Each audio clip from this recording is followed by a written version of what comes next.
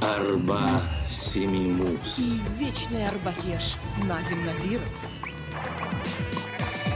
Дело в том, что папа, например, с 5 лет в совхозе имени 22-го съезда КПСС Алгабасского района Чумкентской области на 5 лет на коленке меня он вот так качал и говорил: мой сын будет профессором МГУ и первым президентом Курдистана. Алло, Назим. Досым. Хандайсын. Халайсын. Досым. Вавилон, который там образовался, это же какой скачок был. Сейчас уже трудно представить этот уровень образования и культуры без ссыльных. Я рад тому, что я вырос в такой атмосфере. Вот поэтому я могу сейчас такие фильмы делать о разных людях совершенно. Просто это когда, знаете, такая прививка с детства полученная. Надеюсь, что курды объединятся, и как они любят Гованд, это танец объединения. То есть такой своеобразный зикр, как у некоторых народов есть, когда они вместе молятся Богу. Начните уважать, вообще поймите, что такое единство, что такое нация. Это не зависит от того, что мусульманин или езид, или надо уважать езидов. Я говорю, Курдистан вот здесь, он вот здесь, в голове, в единстве.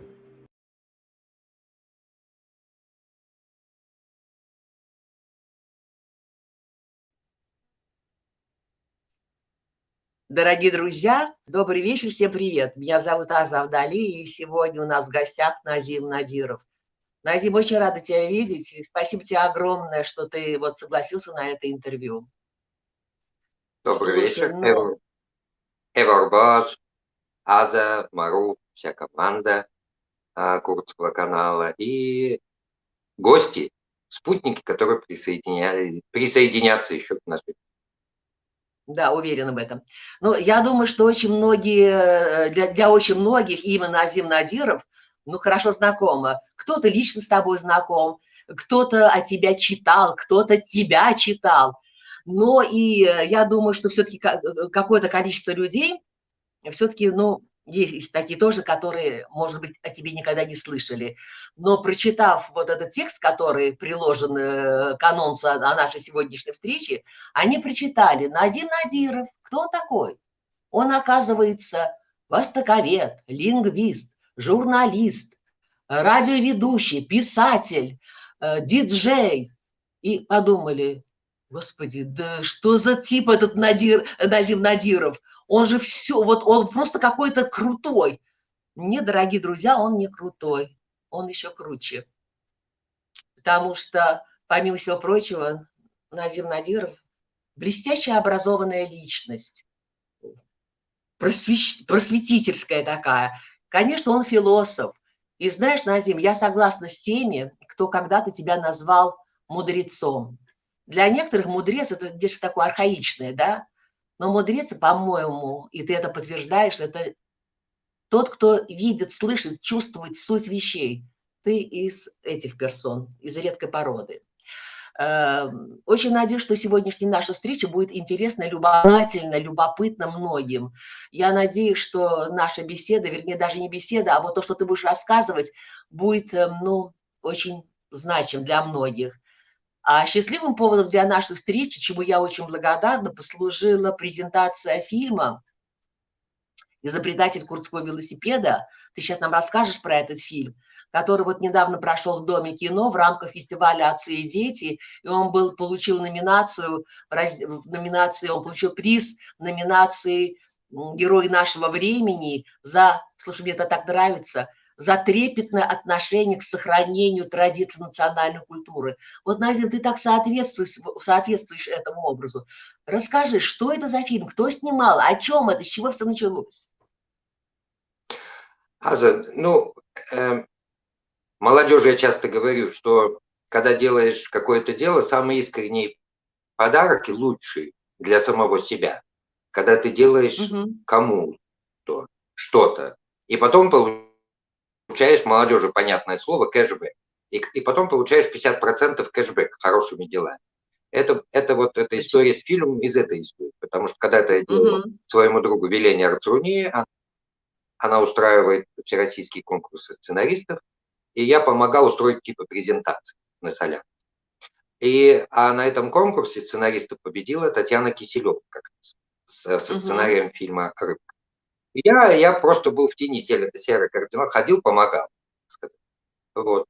И вот проходит время, и оказалась Татьяна Киселева, сидевшая там рядом, оказалась режиссером фильма. Вот она и получает, собственно, награды. Я таки просто персонаж фильма. А Лена Арцруни стала продюсером фильма. Это спустя 10 лет после той встречи, о которой я рассказывал. В итоге вот девочки Лена Арцруни выступила как продюсер, а Таня Киселева, как я уже упомянул выше, выступила режиссером. Конечно, я упирался. Долго я упирался. Зачем? Ну что снимать, тем более я живу в провинции. Кого интересует жизнь провинциального там обывателя, да? Но они настаивали, и в итоге Татьяна приезжала несколько раз в Кисловодск, мы ездили в Кабардино-Балкарию, в Карачаево-Черкесию, там на родину моей бабушки, у меня мама же карачаевка,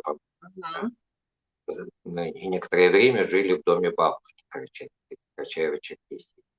И фильм получился редкий случай. Казалось бы, я должен ломаться, да, и говорить, ой. Фильм очень интересный. Вот, и потому что я только 2 раза видел фильм, собственно говоря. Вот, мне самому интересно, что он красивый получился, потому что фильм снят с любовью. Татьяна с очень большой любовью, очень большим вниманием снимала. Я всегда рассказываю, она могла по 40 минут какие-то колоски в горах Кабардино-Балкарии. Я думаю, господи, ну кому это нужно? Я говорю, Таня, ну кто вы эти колоски будет? Нет. То есть с таким вниманием, каждый вот рубашку вот так, чтобы вот здесь такой цвет, чтобы овечки шли с этой стороны. И это, я думаю, самое главное достоинство фильма – любовь. Любовь, уважение девочек, с которой вот через меня проявили к жизни, к курдам. Ну, я послужил как бы поводом, да, транслятором, полупроводником через меня. Это не как что обо мне весь фильм, да, он как бы отталкивается. Нет, но, Назим, она же знала, с кем она имеет дело, кого она снимает. Вот это абсолютно точное попадание, номинация за бережное, трепетное отношение. Вот мы потом на эту тему тоже будем говорить. Продолжай, пожалуйста. Да. Ну, приз «Герой нашего времени» Татьяне Киселевой как режиссер, а вот трепетное отношение вот к твоему собеседнику нынешнему. И было очень приятно в Доме кино, потому что председатель этого фестиваля, кинофестиваля «Отцы и дети», я уже почуял у входа что-то не то. Потому что хоть, ой, Арбакеш пришел, кто явился, Назим Надиров, это как директор фестиваля, всех должна помнить, что ли. Вот. Но оказалось, что это один из главных призов, и что есть люди, за которые ценят. Казалось бы, мы сейчас, не мы в кавычках, да, кто-то говорит, что ой, никому ничего не нужно, нет душевности. Но вот представьте, это такое даже тоже отношение было с любовью, трепетное и от организатора. С таким уважением, ну, представьте, Ашкурманджу никто кому нужен, они никогда меня живьем не видели. Но с такой любовью, вниманием они, благодарностью. Так что я очень рад, спасибо большое Татьяне, Лене за то, что через этот фильм многие узнают о курдах. Да, вот именно это самое главное, Назим. Это правда. Слушай, ну, это же этот фильм, он еще каким-то образом транслирует вот название твоей книги, которую ты написал когда-то, да? «Гока и изобретатель курдского велосипеда». Гока – это твоя мама. Гока, да, это по-карачаевски значит цветок.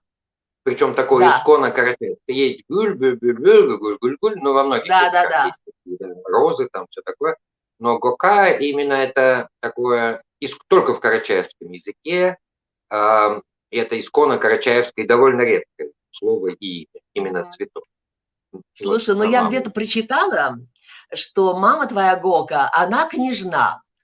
Вот. И дальше идет сам так. А папа беженец из Турции. Но я, с твоего позволения, можно я немножко в эту тему разовью, а потом ты уже ее, так сказать, продолжишь и все расставишь на свои места. Ну, абсолютно все знают, и благородное происхождение Надировых никогда ни у кого не вызывало ни сомнений, ни вопросов. Знаешь, когда-то давно не помню в каком году, в 86-м году, что ли, к нам в гости пришел твой дядя Надир Керимович. Ну, было абсолютно вот, ну, он обаял нас сразу, и мы сразу поняли, что это князь пришел курдский. Но дело не в этом. Я хочу вот небольшой отрывок, посвященный твоему дедушке Керим Ага, да. Он был, я даже выписала, где-то тут у меня, он восседавший на золотозбруйных лошадях, владевший какими-то тучными пастбищами, несметными отарами. И вот как в какой-то момент своей жизни, все случилось из-за того, что он участвовал, это я знаю со слов Надира Керимовича, он участвовал в восстании Шейх Саида, и ему пришлось бежать, бросив абсолютно все, спасая своих домочадцев, жену, детей, родственников. И мне еще понравилось, знаешь, в этом тексте было написано так, что, значит, они пересекли Арас, оказались на территории Армении, и с тех пор для курдов солнце, которое всегда всходило из-за Арарата, из-за родного Арарата, оно стало заходить за этот Арарат. Слушай, но недолго музыка играла, да, Назим? Вскоре твой папа, сын Керим Ага, был арестован. И ужасно, он провел 11 долгих лет в тюрьме и 20 лет ссылки. Расскажи, пожалуйста, об этом периоде своей семьи. Единственное, чему я удивляюсь, Аза, как шизофрения не скосила в детстве еще меня. Потому что, с одной стороны, ведь я был истинный пионер, комсомолец. И даже, я так это тебя понимаю. Да. А с другой стороны, вот Сюргюн Кырын, Роме, и думаю, это где, что это было? Мы же толком-то ничего не знали. Понимаете, я был в одной еврейской семье, и то же самое о ссылке говорили. И там Валера говорит, это неправильно, потому что мы там с 3 лет знали тетю Зою, сослали за то-то, то-то.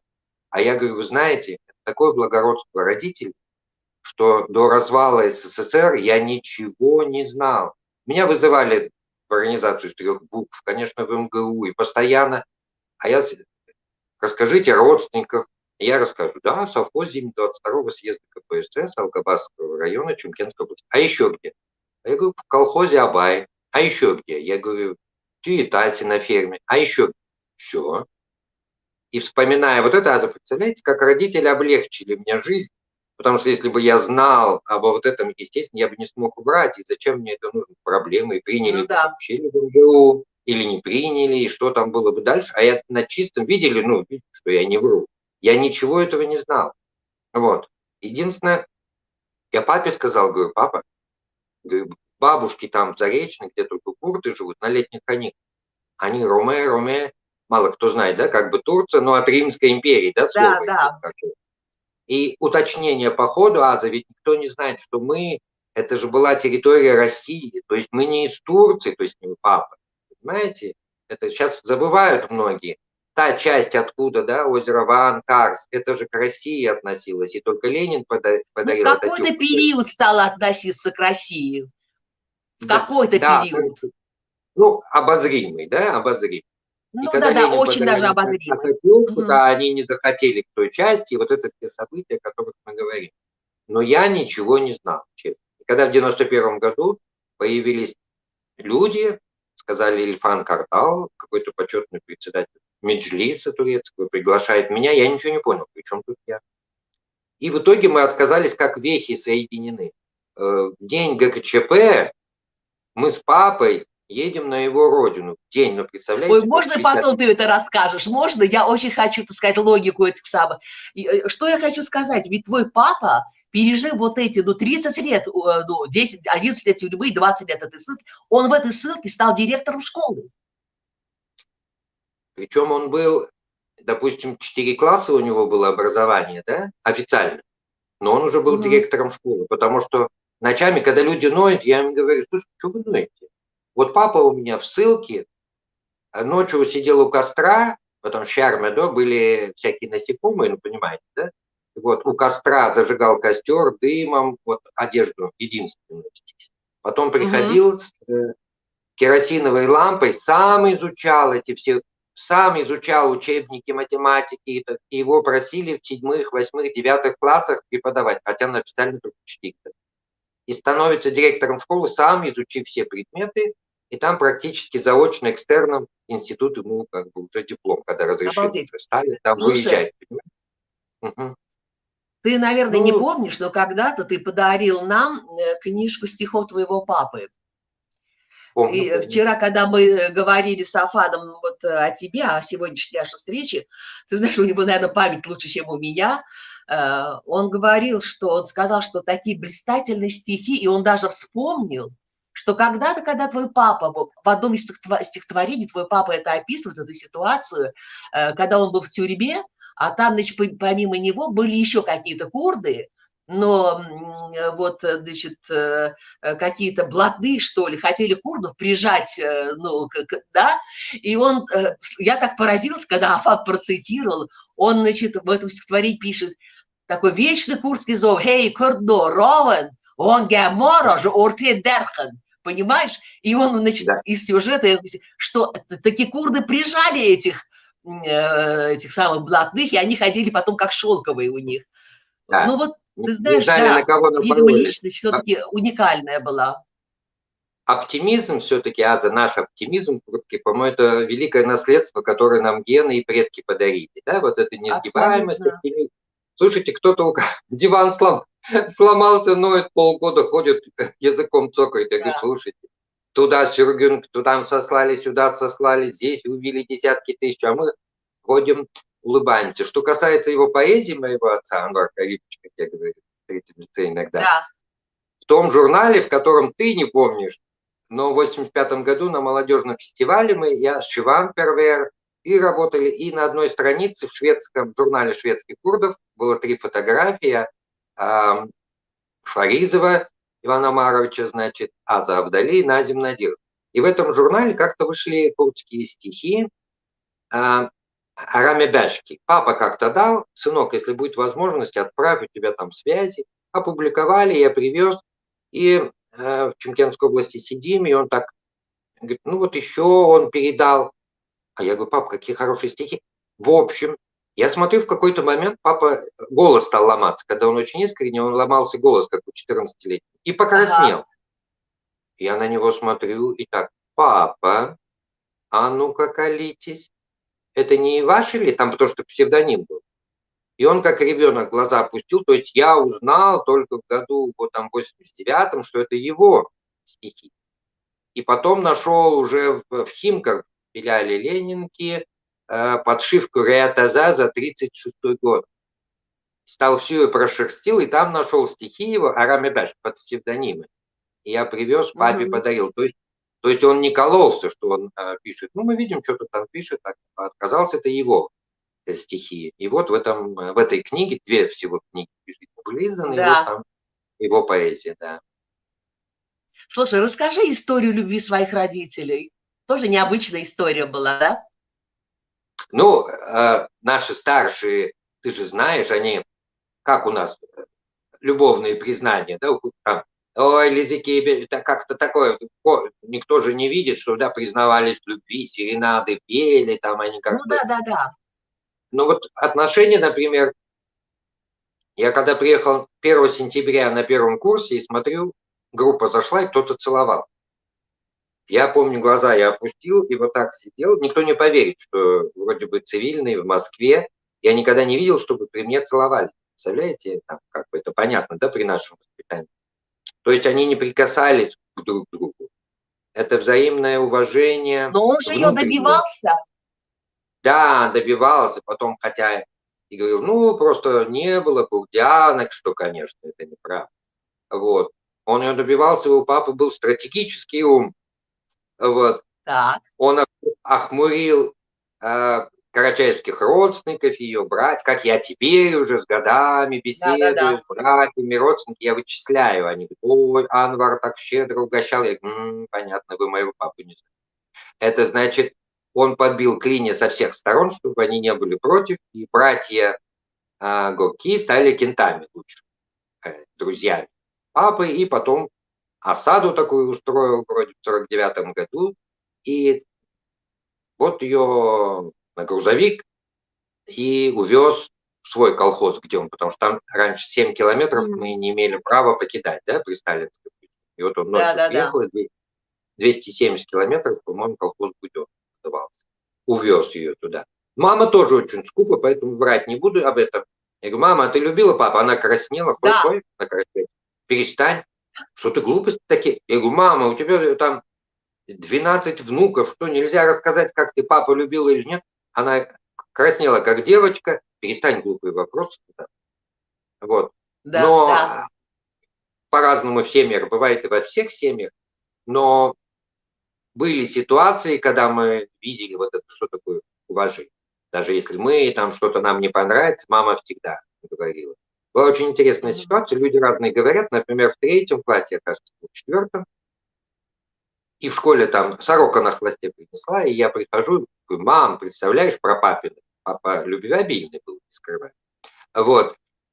И я, значит, она говорит, мама так сидит, картошку чистит, и говорит, сынок, ты голодный? Нет. Ну, в общем, одежда есть? Есть. А какие у тебя вопросы? Я говорю, нет, представляешь, про папу сказали, что там Каратау, вот был Амур, Пуртужур, там с казашкой, что-то такое. Она говорит, сынок, последний раз я от тебя такое слышу. Больше никогда, чтобы я не слышал, это твой отец, он тебя поет, кормит. Казалось, другая бы, ну-ка подробнее, что, кто там? Там. Никогда, чтобы ты это больше не слышал. Отец дал тебе жизнь, он тебя поет, кормит, воспитывает. Это тебя вообще Какая мудрая никогда женщина, Назим.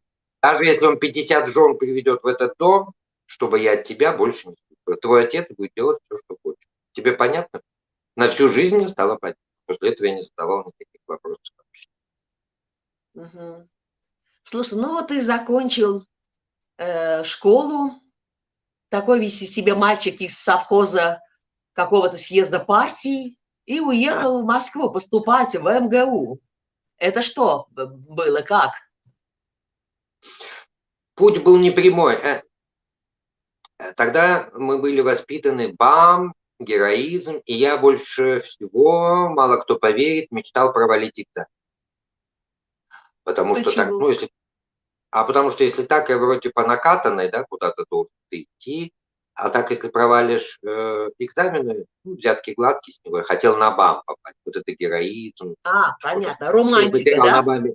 Да, романтика, что мы там на БАМе потерял, я не знаю, но поэтому одно из таких разочарований в жизни, когда я помню, что типа после первого экзамена и принят, я думаю, блин, ой, значит, романтические эти какие-то поездки в Сибирь отменяются, и очень сложно еще было выбрать специальность. Когда сейчас давят на молодых племянники, уже пора выбрать, я говорю, я до сих пор не знаю. Филфак, скорее всего, от противных, потому что больше всего я не понимал, где проблема в химии заключается. Я думаю, это и есть склон. Видимо, гены, вот, Апу Надира, дяди Надира. Потому что я не понимал, на школьном выпускном я 3 билета вытянул. И не готовился, у доски писал. Конечно, Вавилов гордился. Хотите все, говорят. Я не понимаю, где нужно думать. Класс пока писал одно задание, значит, там H2, а Вавилова мне давала химическая олимпиада Будапешт. И я, значит, пока H2 написали, я говорю, все. Она, Надиров, пасту жалко тебе, что ли? Я говорю, а зачем? Она, ну-ка, 16-й вопрос на олимпиаде международную. Я говорю, ну вот, раскладывается по академии Семен, что зря пасту. Вот, но я решил туда не идти, думаю, это слишком легкая жизнь. По стопам дяди, дядя академик. И все, в любом случае, 90% сказали бы, да понятно, Ну, понятно, вытащил. да. Да, на куреври, это же его этот племянник, конечно, ясно. Поэтому математика надоела, так я любил математику, шахматы. Думаю, это противно, на филфак все-таки самый большой курс. Вот. Ну, я думаю, еще большое предубеждение, что мы что-то выбираем. Мне кажется, зря мы так самонадеянно говорим, что что-то выбираем. Мы говорим случайно, мне повезло, здесь не повезло. А мне кажется, жизнь, она ведет, и очень многие, как я говорю, например, если через речку, да, камни, это краеугольные камни нашего пути, да, как камни через речку, они уже заранее определены. И поэтому, как бы не рыпался, я очень хотел. С 5 лет папа качал меня на коленях и говорил: мой сын будет в МГУ, мой сын будет профессором. Но я уехал в Алмату, сейчас не буду повествования утратить, я уехал в Алмату. И пропускаем несколько серий, и в итоге 1 сентября 1978 года я все-таки в МГУ. Я был в шоке. Потому что я сделал все, чтобы не оказаться. Чтобы не хочу я вот как бы сценарий прописанный, а я не буду его выполнять. Да, точно. Как миленький мне за шкирку как бы получилось так в жизни. И 1 сентября я оказался в МГУ. Есть какие-то пути, и я думаю, когда вот этот этап в серии другой, в которой мы окажемся, да, на какой-то момент я же в Турции жил, лет 7 туда, на опыту. Для себя я идею красивую придумал. Даже турецкая версия книги называлась «Дönüş», «Возвращение». И вот я думаю, вот, земля предков. Красиво, это все красиво. Давай так, продолжим, значит, идем, соблюдая логику. Ты закончил МГУ, ну, с красным дипломом, да? И через пару лет ты защитил кандидатскую диссертацию. Слушай, но ты же выбрал тему интересную, связано что-то с курдскими фонемами, да? Что-то такое у тебя было, очень сложное такое. Почему, Назим, это? Когда я оказался на филфаке, я понял, что я сел в калошу. Вот. То есть филологически. А что здесь потерял вообще, собственно говоря? Поэтому я думаю, ну, единственный толк будет от этого всего, если я все-таки что-то сделаю для своего языка, да?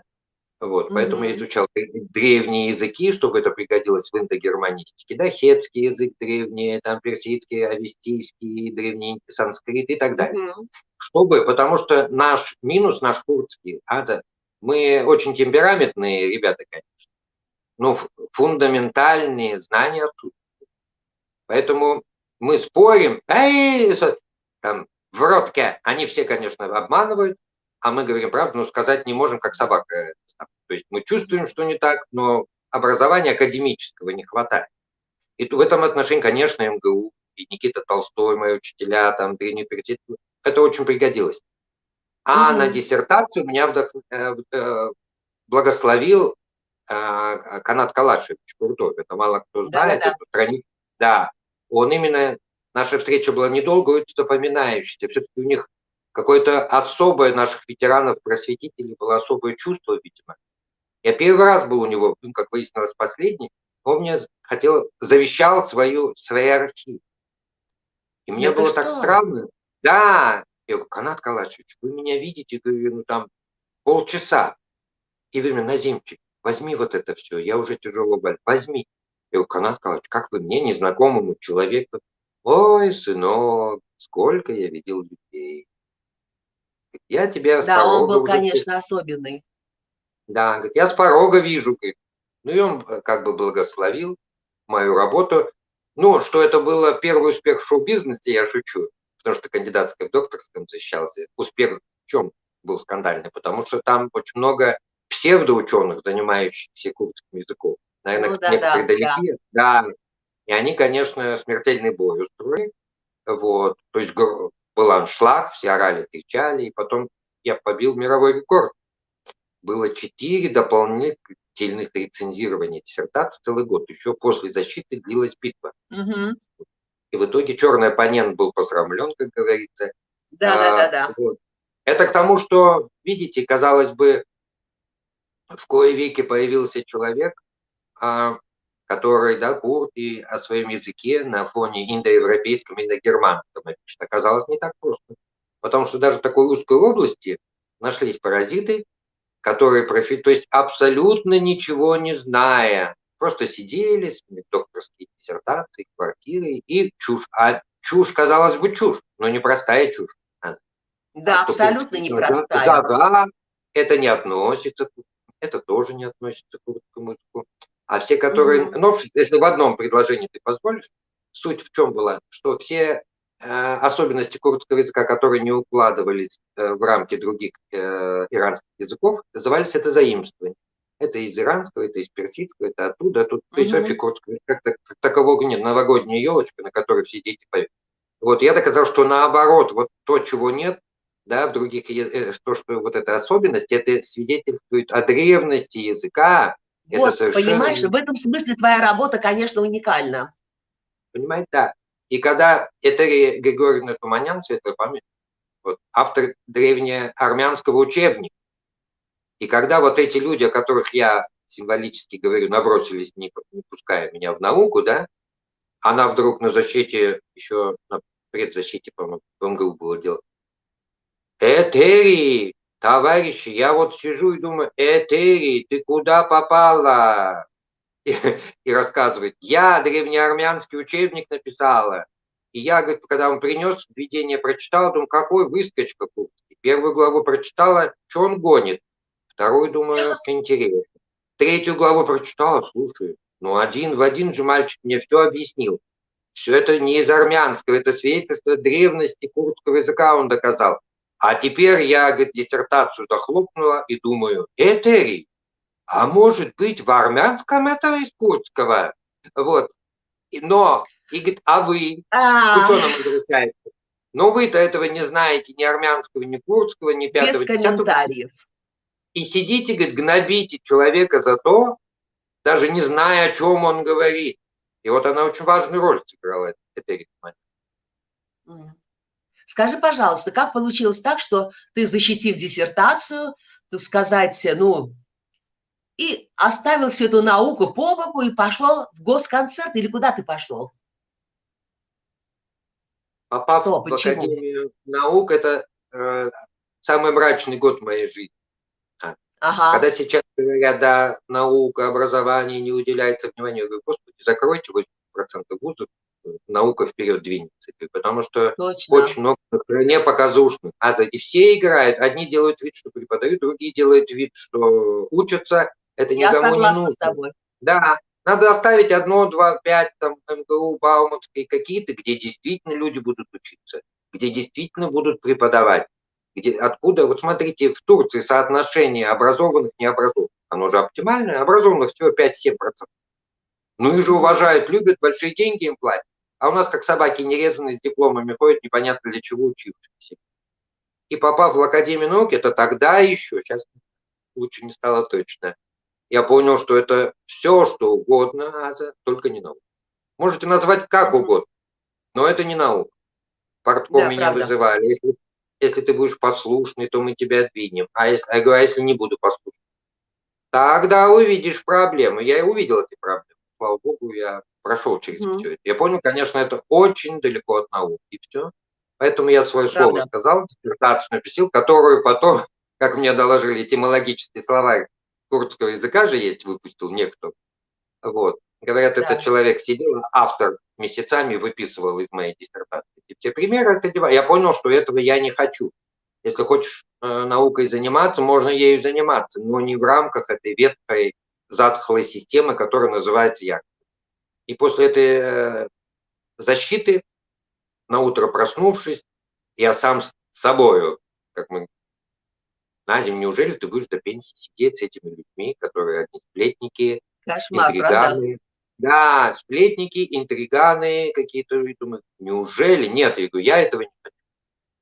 Вот, и я пошел забирать документы, на меня смотрели, знаешь, как на умалишенного из Кащенки бежал. 300 метров от Кремля работа, очереди на квартиры, тогда голодные были годы, молодежь не знает этого, а там продукты давали за рубль 20, там еще куча всего было. И вдруг 7 лет не принимали молодого сотрудника, защитился в 27 лет в докторском совете, и вы хотите уйти? Я говорю, да.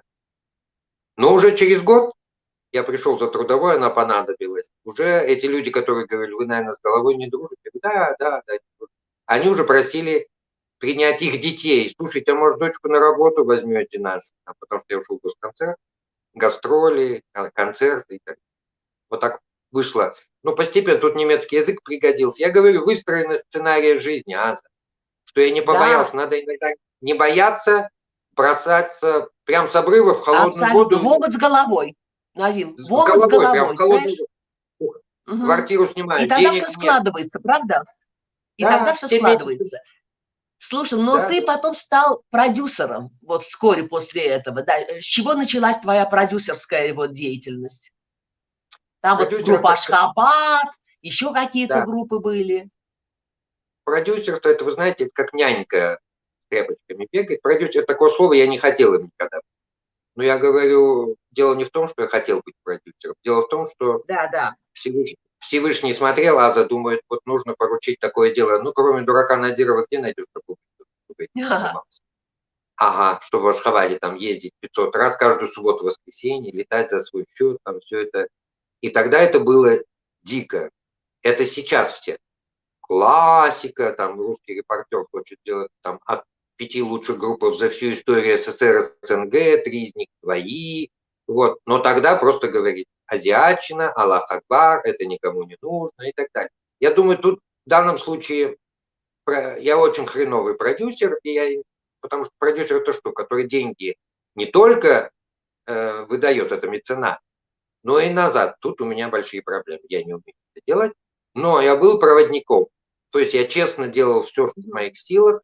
Допустим, сейчас, смотрите, Аза, сейчас интернет, имейлы, ватсапы, а хоть одна группа после того, как я прекратил, когда не было и нет визы, надо было в Туркмению попасть, выехать и так далее, да? Вы думаете, хоть один туркмен поехал на гастроли на Запад, что ли, с тех пор? Нет, конечно. Вот, то есть я был проводником, мешал эти культуры, вывозил, привозил, взад-вперед.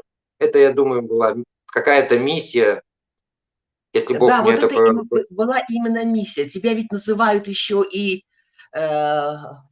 доктор этно, да, гуру этнической музыки. Но ты же заслужил это название, Назимчик.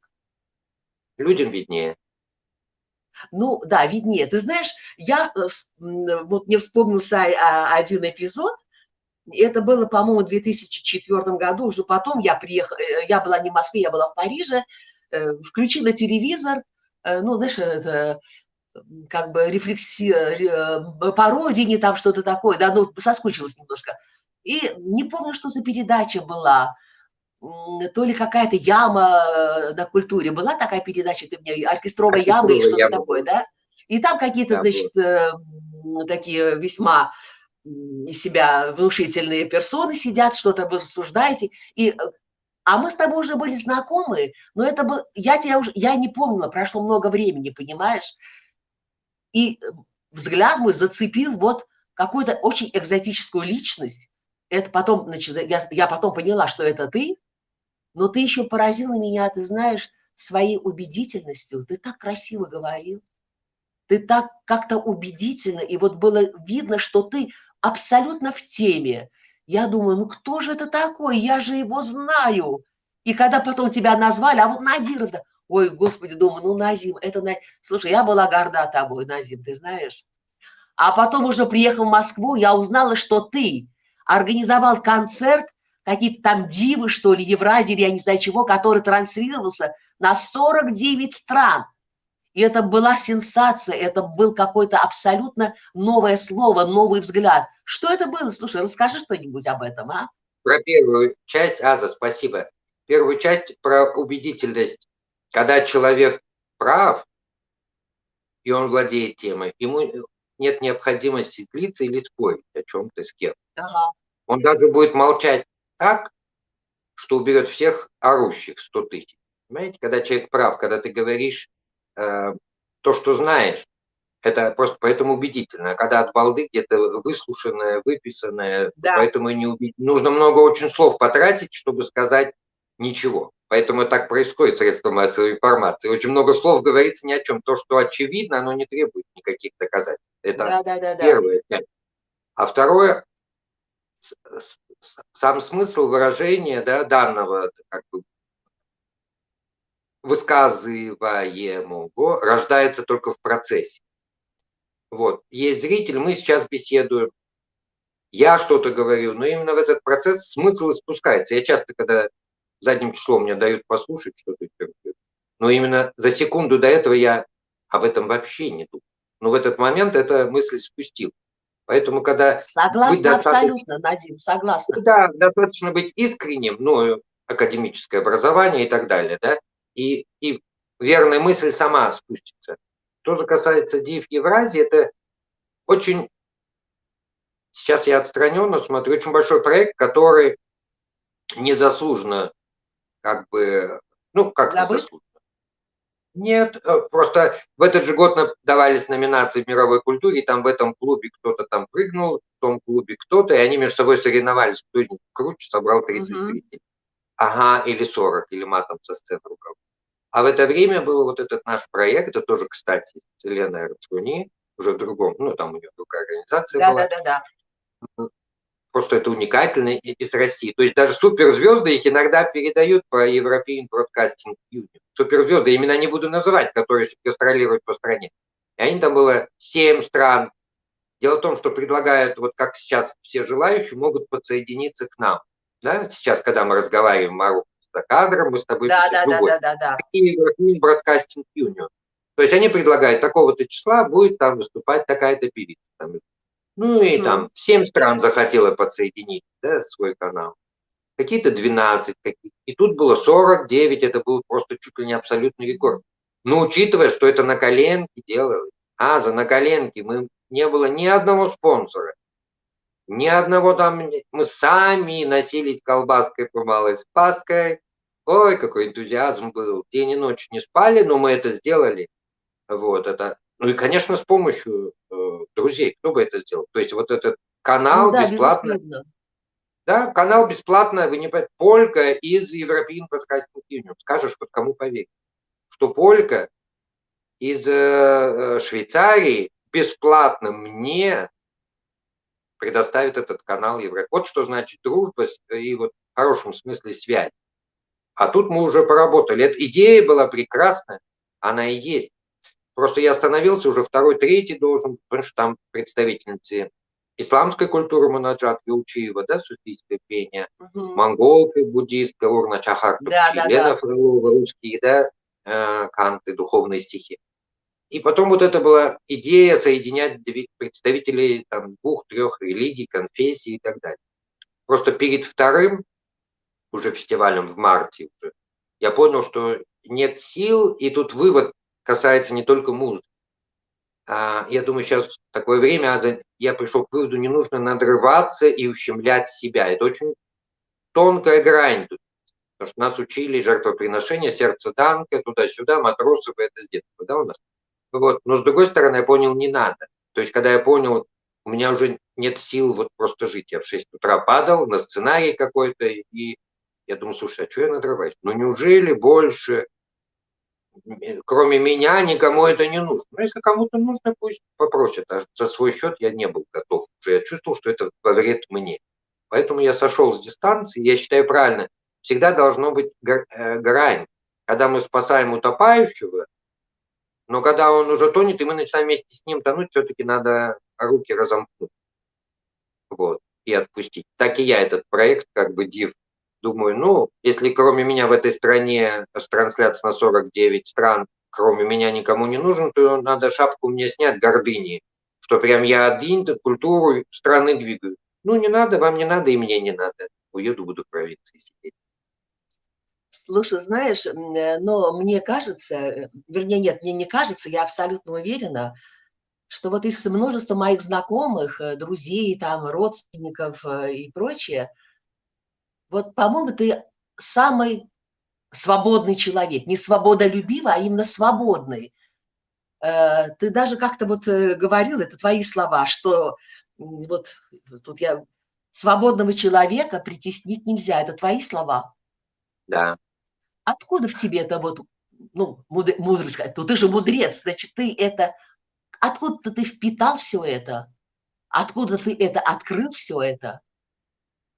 Я думаю, очень важны гены и их сочетание в данном случае. Что папин, это спасибо за слова, папин род, я вклад не внес, не я папу родил, папа. Вот, но с другой стороны, я говорю, чем больше расстояние, представь, канатоходца, и чем дальше эти столбы, на которых протянута эта нить, тем интереснее может быть поход или выступление, правильно? И сценарий папы и мамы, и вообще все эти программы, я думаю, люди должны снять свою шапку гордыни и успокоиться. Потом они любят, потом они не любят, 40 лет там уже они не любят, разошлись дети.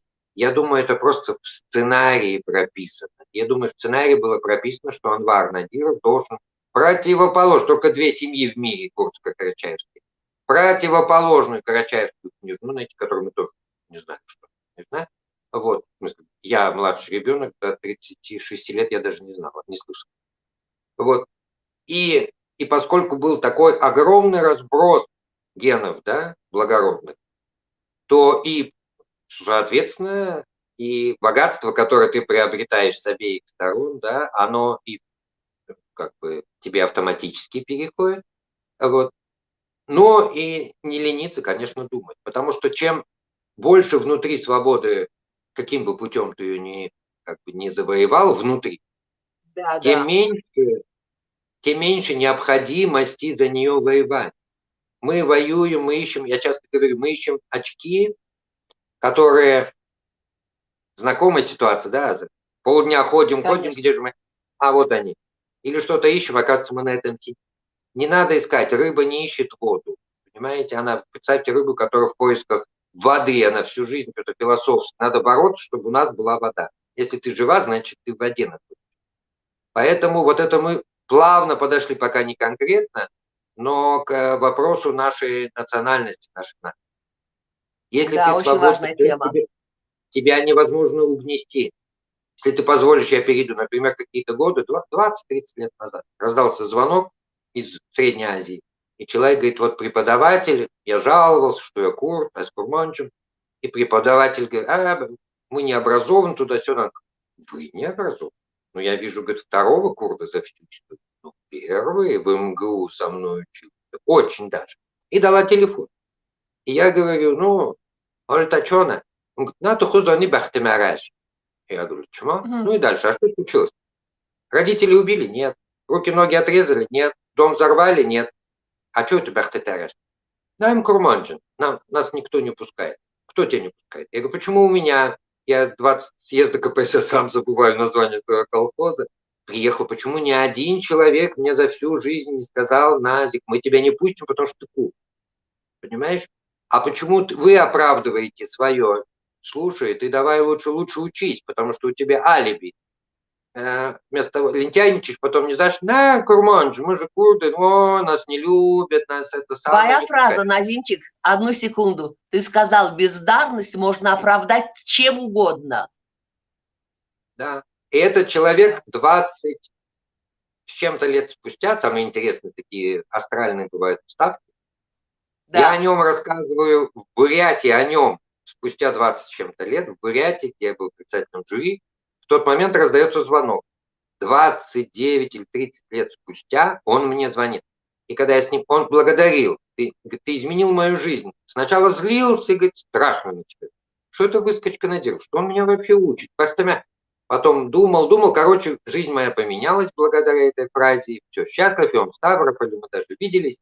Но положил трубку, и буддисты говорят, что за как Гурджиев, вы какие-то сценарии, сказки нам тут устраивают. Какие сказки? Спустя 30 лет я рассказываю ситуацию, он впервые в жизни меня именно в этот момент нашел. Поэтому вот эта свобода, не надо оправдываться. Свободному человеку ничего не нужно. А оправдание найдется. Саладин был курд. Если ты ничего не добился, Аза, да? Кто-то. Зато у нас... При чем тут Саладин? Это ты, что ли, родил Саладин, и ты его воспитал? Нет. Да. Это Саладин. Ты лучше ты так еще говорил сделай, о том, что,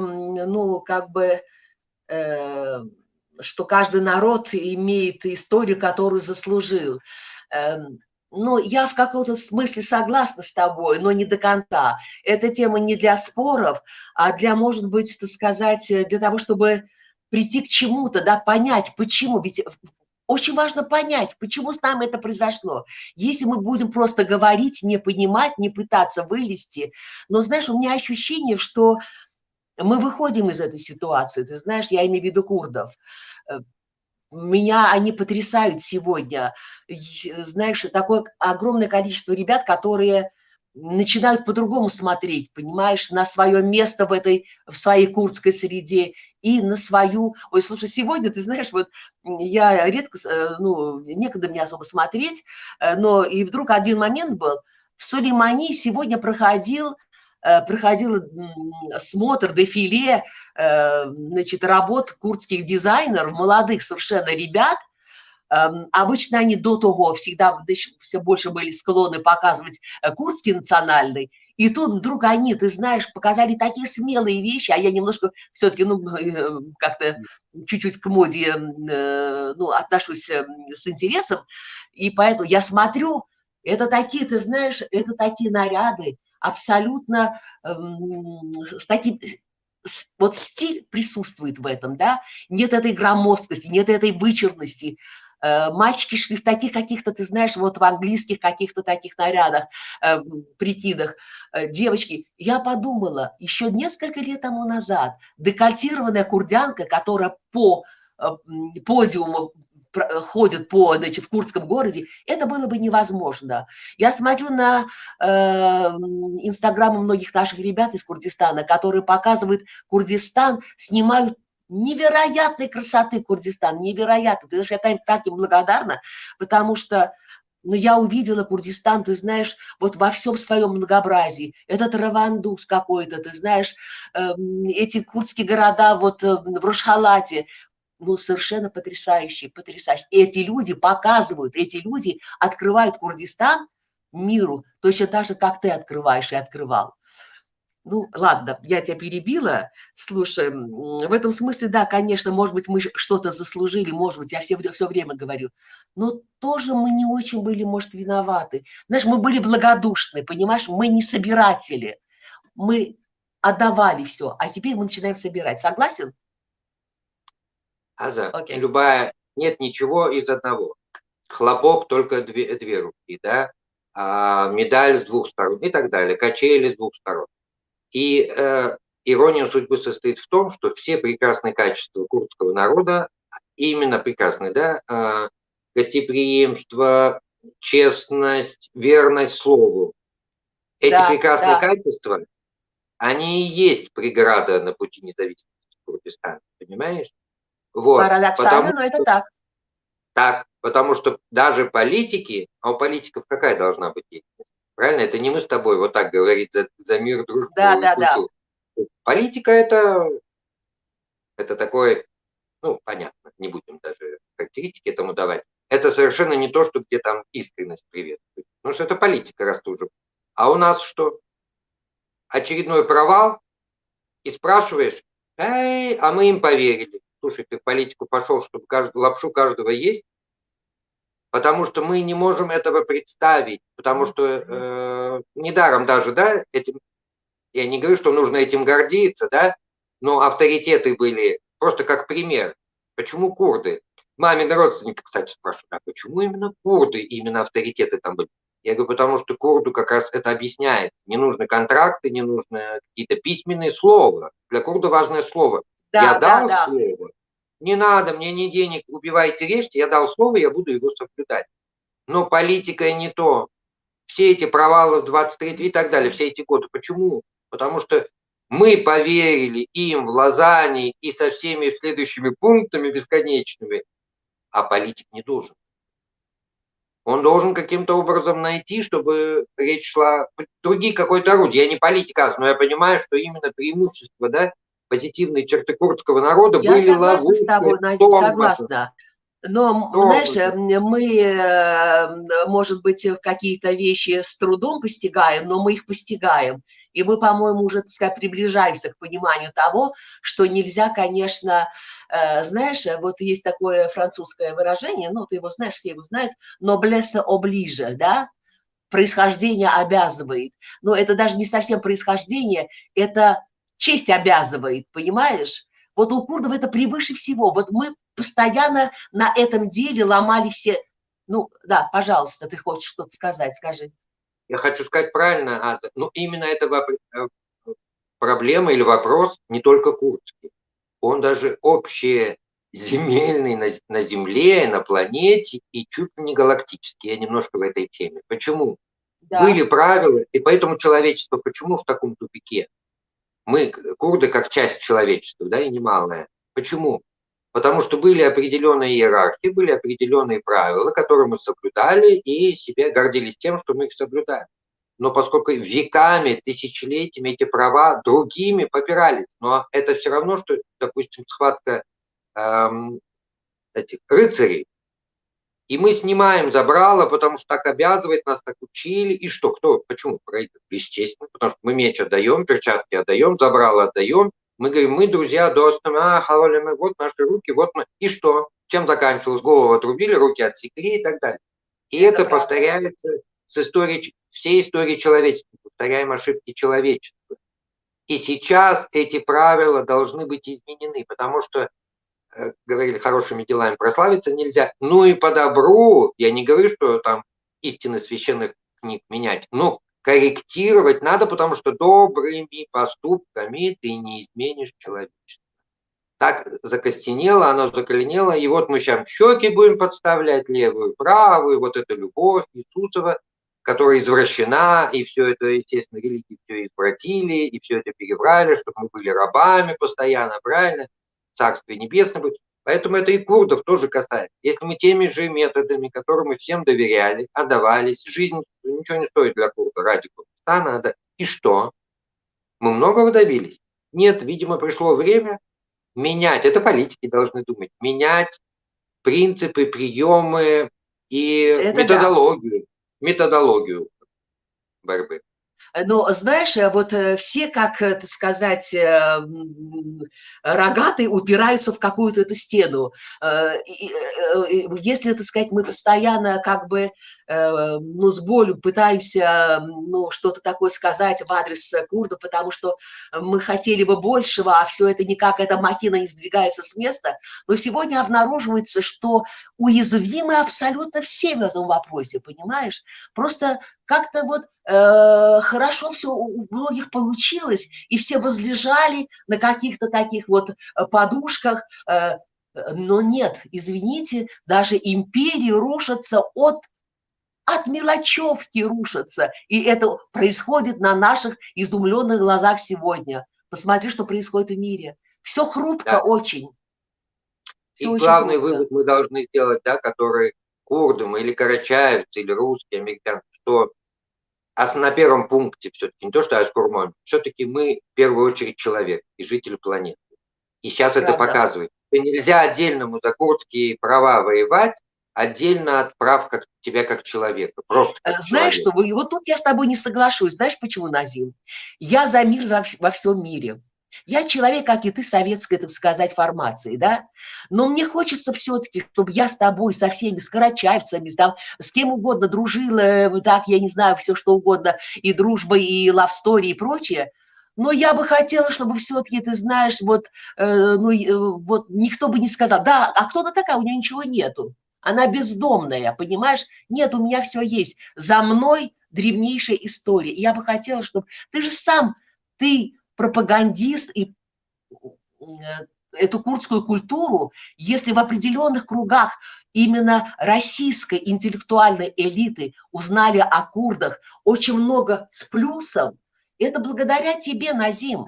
Потому что круг которых ты вращался, вот я помню, ты же работал иногда с очень интересной программой у Диброва была, как она называлась? Антропология. Вот, помнишь? Ты же много очень, сказать, ну, вот все, кто тебя знали в области кино, в области литературы, в области еще чего-то, ты везде, ты выступал как Назим, Надиров, Курд, понимаешь? И мне бы хотелось, чтобы вот тот вклад, вот та лепта, которая внесена была за тысячи лет моим народом, это стало бы предметом узнавания нашей вот самости, нашей курдскости. Я не хочу, чтобы мы были забыты и забиты, понимаешь? Потому что, как ни парадоксально, да, мы все человечество, но ты посмотри, как сегодня каждый борется за свою, за тот кровоток, который течет в его жилах. Потому что если мы потеряем, знаешь, единство мира, оно прекрасно в многообразии этого мира. Каждый из нас тот самый цветок, который... Слушай, ну ты сказал интересную фразу, ты сказал, что... Погоди, прекрасный монолог, но я не понял, я не говорил, что отказываюсь от курдского, наверное, связь плохая. Нет, ну ты говоришь, что как бы не надо только за курдов. Нет, мы Ну, должны бороться сначала за курдов. Вот когда мы будем твердо стоять на своей земле, ну ладно, это сегодня не спор, это не интервью. бороться, что мы связаны, вся планета связана, как мы видим сейчас. Согласна. Да? Человеки и курды, но мы связаны из Боливии, с Америки, что связь всего во всем. Да, я тут согласна, согласна. Но я бы не хотела, ты знаешь, не то, что не хотела, меня стрессирует, когда, допустим, где-то как-то случайно, сейчас уже нет, там, ну, а кто вы по национальности? Я вообще терпеть не могу этот вопрос, зачем я должна кому-то что-то рассказывать. Но когда я говорила, что я курдянка, мне говорили, ой, курды, что, кто, что такое, кто такой? А я не хочу, чтобы так было. Я бы хотела, понимаешь, мне, например, вот когда там где-нибудь за рубежом, да, там, ну откуда вы? Ну, я говорю, я из России, да. О, сразу начинается это тупое, особенно европейцы любят. О, Достоевский, Толстой, Чехов. Я так не хочу, понимаешь, это смешно. Россия не только Достоевский, Толстой, Чехов, но и тем не менее, я была бы рада, чтобы я, сказав, что я курдянка, кто-то сказал, Ахмеда Хани. Ой, прекрасный Эрбиль. Я был в Диарбекере. Я смотрела, у меня дома есть ковер из Хорасана. А Хорасан – это не персидские ковры, это курдские ковры. Мне хочется, чтобы это тоже стало, понимаешь, известно. Назим, ладно. Получается, что у нас с тобой не интервью, вот, извини, пожалуйста. Слушай, ты сказал однажды такую интересную фразу, что Бог – это интуиция. Что ты имел в виду? Я согласна с тобой, но мне интересно, что ты вкладываешь в это? Когда мы боремся, носимся со своими идеями, идея – это то, что мешает увидеть истинный смысл. Потому что идеи идут в башки, ты берешь, а идея откуда берется? Начитался книг каких-то, сизмов каких-то, да, и ты носишься, не знаю. Заметьте, никто при этом не расстраивается, что десятки миллионов, сотни миллионов погибли за идею. И эта идея оказалась неосуществимой. Это не мешает десяткам миллионов опять за эту же идею бороться дальше. Не говорю, как. Да. Стыдно. Слушайте, вы уже погубили 40 человек там в концлагерях, там в ГУЛАГах, там эти все страны, убили десятки миллионов. Ну, вы уже видите, идея прекрасна, но она неосуществима. Вот. Да. А интуиция, когда ты отказываешься от этих идей, что нужно за что-то бороться, когда очищаешь свое сердце, да, себя, постоянно нужно себя очищать. Потому что каждый день клеится, каждый день, а не то, что там по пятницам ходить, да, кто в мечеть ходит, или там свечки, это формально. А разве обязательно ходить куда-то, Назим? Разве Бог, тот, который интуиция, он разве требует куда-то ходить? Зачем куда-то ходить? Наверное, плохо слышно. Я говорю, не обязательно ходить по пятницам, не обязательно. Ты когда очищаешь себя, и тогда ты возвращаешься к себе. Возвращаться к себе, возвращаться к Богу – это одно и то же. Ты, если познал себя, этого достаточно. В книге знания сказано, если познал себя, ты познал Вселенную. Тот, кто познал себя, и здесь мы, простые люди, сидим на какой-то улице, после этой жизни, при перерождении его могут назначить хозяином новой Вселенной. Почему? Потому что вся Вселенная, человек, все устроено по одному принципу. Это как бы каплю, да, морем судить, или анализ крови, не обязательно 5 литров выпустить из человека, чтобы понять, что у него такое. Пальчик достаточно взять, да? Вот. Так и познавая себя, мы узнаем Бога и узнаем принцип устройства вселенных. И, естественно, чем чище зеркало души, это восточные мудрецы все говорили, это не я не придумал, тем лучше ты видишь себя, тем лучше ты видишь Бога. И тогда работает интуиция. Интуиция – это то, что не то, что я произвожу, с утра до вечера пахал 27 часов. Когда ты расслаблен полностью, у тебя нет убеждения того обмануть, это придумать. И интуиция – это тебе как бы очевидная дорога вперед. Ты идешь по дороге, ясная погода, очевидно, ты видишь что-то перед собой. Ясно. Это есть интуиция, как бы мы называем. Ты видишь, да. Поэтому интуиция уехать туда. Я со всех радиостанций, кстати, уходил, они говорят, что это секретный осведомитель. За месяц-два до закрытия этой радиостанции. Вот. Я уходил, а потом говорит, а кто тебе сказал, что он закрыт? Кто? Вот. Как бы интуитивно уходишь, интуитивно едешь туда. Это, да, это очень важно. Через интуицию. Там французский писатель один придумал, что есть еще второй пункт. Через сновидение, что подпункт. Там, да, интуиция, это очень сложная тема. Вот. И через кошек даже могут быть кошки-проводники, знаете. Вот. Но интуиция – это главное, что ведет человек. Вот суметь расслабиться и не сосед хочет то, этот приказал туда, да. У нас есть лебедь, рак и щука, причем не в единственном экземпляре, их сотни в жизни, правильно? Соседка тянет туда, лучшая подруга, ты мне лучшая подруга, а ну-ка ради меня сделай то. А интуиция, когда не хочет вот что-то делать или хочет, это и есть подсказка, что это истинно и Да, важное для это и тебя. есть Бог. Это и Правда. есть Бог. Иди вот Да. этим, да. Иногда хвалят, как в эти дни за фильм, да. Иногда, может, 10 лет молчать. И наоборот, могут ругать потом 5 лет. Вот.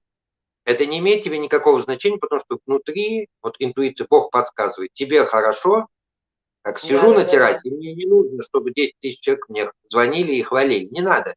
Я сижу на соседскую собачку, смотрю на деревья, на закаты, и мне хорошо. Почему? А хорошо это что? Интуитивно, значит, я в гармонии. Очень важно, хотя бы один, мы недооцениваем, сколько блага человечеству и земле дарит довольный, счастливый человек. Миллионы борются, убивают левые и правые, красные и белые, они убили их, дети наоборот друг друга убивают, а человечество как не было несчастливо, так и осталось. А если Универсальная меняется... истина. Да, Универсальная. что если ты счастлив, оставь в покое, ради бога, коммунизм, капитализм, империализм, оставь в покое все. Займись собой. Сядь ты, наконец, расслабься, будь счастлив. И вот как бы зажечь свет это. Чем ты будешь в темной комнате, представь, Аза, десятки, сотни тысяч людей ругаются, тапочками в темноте бросают. И те обвиняют этих, те обвиняют тех. Просто зажги лампочку свою. Вот что ты можешь сделать. Свечу.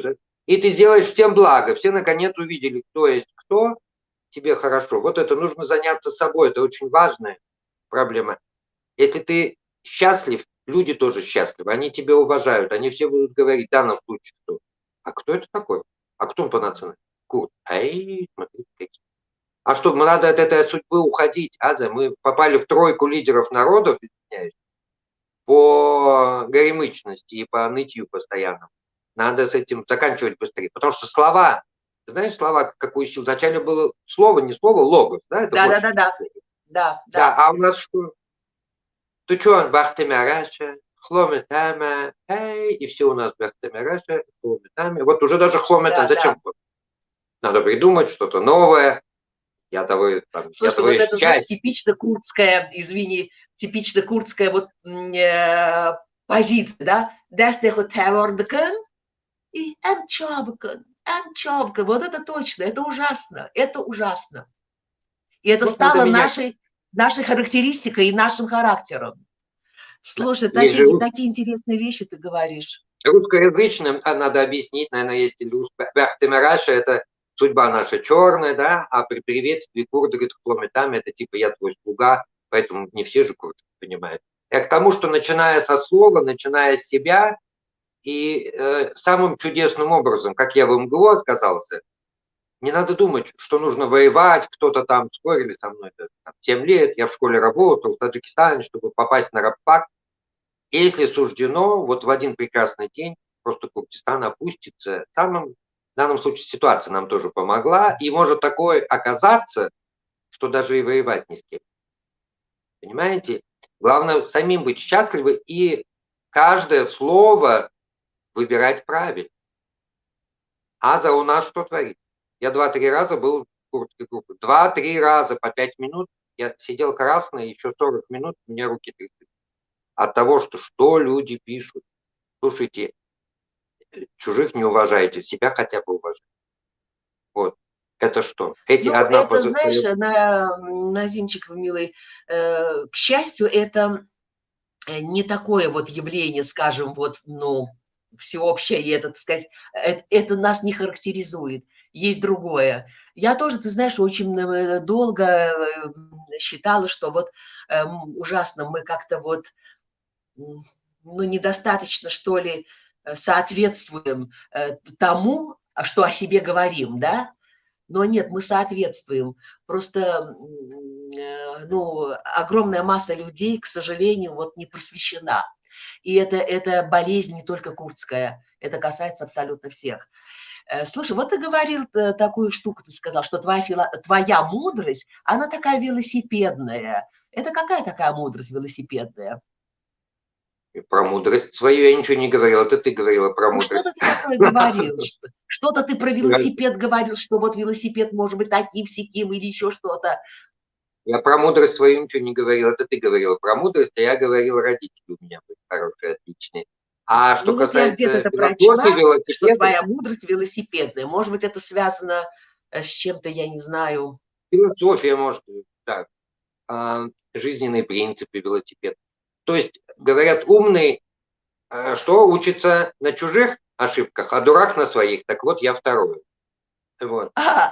Здорово. Потому что это все знание о мире, оно фальшивое. Это мир, как, знаете, Серьезно? королевство. Да. История это 99% ложь. Ребята, не читайте книжки по истории. Там ложь от начала до конца, все. Нет, но помимо исторических книг, согласись, есть совсем другие книги, которые надо читать, и к истории они не имеют особого отношения. Ну, каждый, если глаза не жалко, пусть читают. А я к тому, что этот мир, он мир иллюзий, как аттракцион, когда ходишь в кривых зеркал. Для этого мы на Земле. Не для того, чтобы здесь купаться в райских реках, да? Это, как я говорю, для военных Чечня, Афганистан. 25 лет, где ты можешь генералом квартиру заработать? В Чечне, Афганистане. Поэтому для военных это хлеб, да, война, когда идет, там все. Так и для нас Земля. Это самая быстрая эволюция на Земле происходит. Поэтому, а то, что говорят вот в книгах, мудрый, это знание. Знание, образованность и мудрость – это вообще не одно и то же. А часто, как я заметил, вообще противоположное, вопреки мнению всех людей. Вот умный, он тебе сейчас Ницше прочитает, Гегеля, там еще чего-то процитирует, а был дебил дебилом. Это просто у него голова как компьютер. А сейчас... Ну, может быть, он прочитает Назим, но согласись, никакой дебил не будет читать Кнута Гамсуна, не будет читать Сартера, он ничего не поймет, он даже не откроет эту книжку. Ну как не читать это, скажи, пожалуйста. А? Я считаю, запросто можно не читать. Вот один из мудрейших... А я вот не могу без этого, ты знаешь, по-моему, я многое узнала благодаря этому. А я вот у меня пример всегда Апо Содома, он чебан был, Рамахуделева, вот он овец только умел считать, там по 12 или по 16, считать, когда они пробегали, по 12 или 16, какая-то древняя система счета. Писать, читать он не умел. Был один из мудрейших. Понимаете? Знания, я хотел сказать, уводят в другую сторону. Но помимо мудрости, Назим, должно быть еще что-то, потому что если я не... Вот я тебя слушаю, я же впитываю то, что ты говоришь, как я могу это не реагировать, как это у меня не может не остаться. Я же помню многие вещи, которые ты говорил, еще кто-то другой. Я читаю безумное количество книг, я без этого жить не могу. Что бы я делала? Я бы так и ходила и говорила. Тут недавно один мне, значит, родственник, что-то какие-то смешные... Ой, да, наши курды, конечно, не буду говорить, интересный народ. Слушай, что хотела, знаешь, о чем тебе хотела спросить? Вот я тебя перебила в самом начале разговора. Ты с папой поехал в Курдистан. Это потрясающая история, расскажи, боже мой, дорога длиною в жизнь. Для твоего папы, во всяком случае.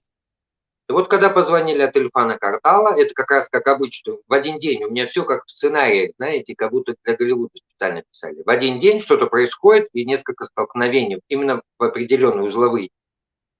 Я оставлял ключи, у меня кинули квартиру, вынесли в Черемушку, где я снимал, и именно в 50 метрах от той квартиры теперь моя племянница Нарина живет.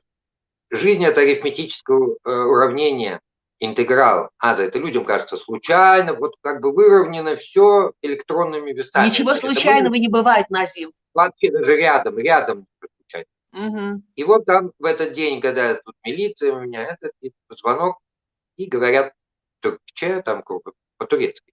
Мы Акрабалар, мы ваши родственники. Нет у нас никаких родственников. А когда по понедельникам звонил брат Азим Рамохудалева, старший. И что-то, а по субботу-воскресенье он ездил к родителям. Я, между прочим, вспомнил, говорю, Азим, слушай, тут такие странные перцы звонили. Вот, такие-то, что-то называли. Я говорю, я сказал, нет у нас никаких родственников. Ты имена запиши и спроси папу. А в понедельник рано утром, там 3 часа разницы, брат звонит.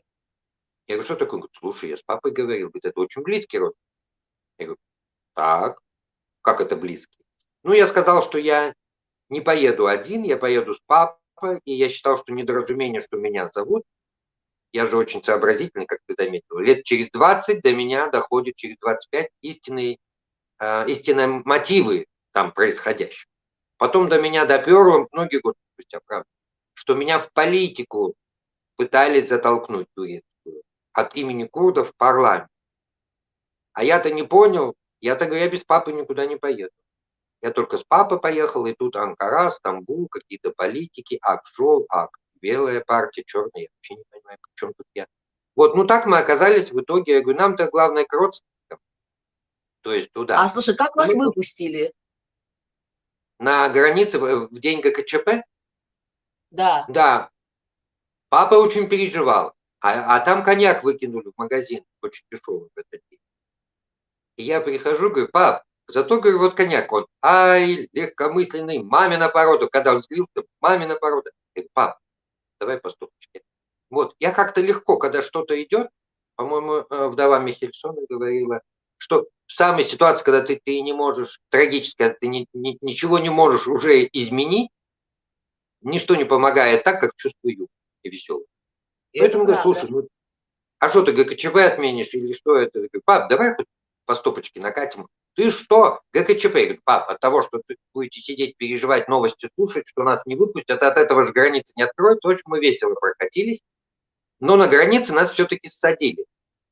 Потому что пограничник говорит, ну, как бы, Назим Надиров, Акбар Надиров, потом говорит, уже вышел, ну, из вежливости решил поддержать разговор, говорит, Азерим СНС, типа, ну, из вежливости, уже ушел.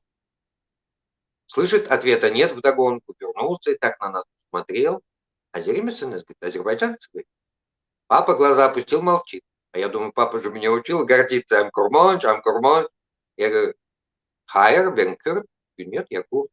Ну, в общем, нас забрали документы, садили, и я пожалел, потому что очень картина кинематографичная была, если безжалостно говорить, да, визуально, а если по-человечески щемящее сердце. Потому что я-то в полицейском участке, я же свой молодой гонор показываю, а поезд уже собирается уходить. И папа так беспомощно, вот, понимаете, поезд набирает уже, меня нет, представляешь, Аза, и как папа стоит вот несколько шагов туда, представляешь, 6-летнему ехал, и вот увидит родину, и вдруг забрали, сына нет с документами, поезд уходит, и он как-то так беспомощно. И тут я великодержавный шовинизм российский проявил, не буду говорить, что я им сказал, ну правда. Я говорю, курд, не курд, я представитель великой державы. Кто вы такие здесь вонять? В общем, схватил документы, и папа, и мы сели в этот поезд, и так и доехали до Стамбула, потом в Анкару. Но пребывание в Курдистане вот это было в стиле итальянского неореализма. Знаешь, это фильмы Феллини. Я считаю, истинные. Многие пытаются шутить, и комедии пишут, они не смешные. А на днях я вспоминал, что я последний человек был, который с Леонидом Гайдаем певал, по-моему, в мире. Вот, а истинный смех может быть смешно, то есть смешно, когда это трагично. То есть вот тогда вот когда трагично, это действительно смешно. Это самый, вот. Да. А когда просто приходишь за день, кого-то смешишь, пересказывая одно и то же миллион раз, да. Вот, и поэтому, и вот это и смех, и грех. То есть это родина, точно. Папа. Люди потрясающие. Но из-за разности, понимаете, мы уже в разных странах были. Советский Союз, Казахстан, Россия. А это вот там же все осталось, это как было. А слушай, ну а вот что там бередило? Где вот внутри вас, внутри тебя что-то такое зазвучало, какая-то струна та самая? Ну, что ты чувствовал? Я чувствовал разрыв между вот душевностью и желанием. Вот они отдавали, вот не задумываясь, это просто... одна, например, картинка. Я уезжаю в городе Ван, и каждый мешками приносит подарки. Я понимаю, они 2-3-годовые заработки отдают, чтобы какой-то золотой, который я не ношу, и я им пытаюсь это... Вот. А папа Они оставался. встречали твоего папу как кого? Как сын Тиримары, внук Ходжинодера. Вот. Это же как бы... И когда там кто-то целовал, я руки целуют, и я думаю, ну я тоже жалко, что где-то там. А потом меня извинялись. Тоже стал целовать руки? Ну а что, жалко, думаю, что меня там Нет, не жалко. среди тополей водили, а потом я говорю, ну типа, пожалуйста, не делайте так. Я говорю, ну почему дедушку поцеловал? Ну дедушка был чабаном вашего дедушки мол. А вы-то с какого подуна чабанам своего дедушки, значит, целуете руки. Типа, ну вот, я говорю, ну я же не знал, мне-то что, жалко, что ли? Вот. И теперь папа, когда они все подарки, папа говорит, например, ну ты же по-русски, как хорошо, что мы могли по-русски. Вот, но ты же не идиот, не возьмешь эти подарки. Через часа 2 или 3 он стоит уже, говорит, ты что, идиот? Возьми ты, наконец, эти подарки. Потому что они так, я сказал, не возьми. Но уже 3 часа, папа, они 3 часа папу так доставали, плакали. Аза, здоровый. Слушай, а папа твой, вот вообще, вот ладно ты, мне интересно, что он, как бы он, это же эмоционально невыразимое что-то, да? Как он себя чувствовал? Я думаю, вот это темные энергии, из которых состоят 75%, говорят, есть темная энергия, это та, которая неизвестна, что, да? Я думаю, вот состояние папы, если бы его, вот эту энергию взять, что он внутри чувствовал, я думаю, это какой-то вулкан взорвался.